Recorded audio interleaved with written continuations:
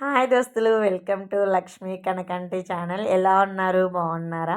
మొన్న ఊరికెళ్ళింటి, బుధవారం ఒక టెంపుల్కి వెళ్ళింటి. ఆ టెంపుల్ దగ్గర ఈ పూల చెట్టు అంతా తెల్లగా ఎంత బాగున్నాయో. ఈ పూలతో నాకు చిన్నప్పుడు ఒక స్వీట్ మెమరీ ఉంది, అది షేర్ చేసుకుంటాను.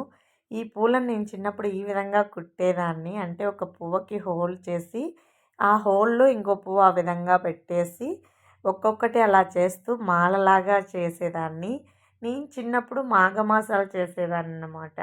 మా ఊరు గుడి చూపించాను కదా, అక్కడ నంది ఉన్నారు కదా, ఆ నందికి వేసేదాన్ని.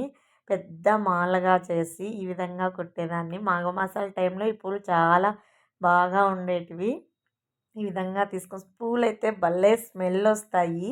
ఈ విధంగా మాల చేసి వేసేదాన్ని. ఈ పూల పేరు మాత్రం నాకు తెలియదు. మీకు తెలిస్తే కామెంట్ చేయండి. నాకు ఆ పూలు చూస్తానే ఈ విధంగా కుట్టాలి. చాలా సంవత్సరాలు 10 ఇయర్స్ పైన అయిపోయి ఉంటుంది. 10-15 ఇయర్స్ అయిపోయి ఉంటుంది. అందుకు ఇలా కుట్టాలి అని చెప్పి కుట్టి మీకు చూపిస్తున్నాను. ఎంత బాగా వచ్చిందో మాల. నాకైతే చాలా హ్యాపీ అనిపించింది. చాలా ఏళ్ళ తర్వాత చేశాను కదా, అందుకే ఈ విధంగా మాల కుట్టేశాననమాట. మా అత్త వాళ్ళు, మా అమ్మ వాళ్ళు నవ్వుతున్నారు ఇట్లా కుడుతుంటే. చూడండి, మాల రెడీ అయిపోయింది. చాలా బాగా వచ్చింది. ఈ పూల పేరు తెలిస్తే కామెంట్ చేయండి.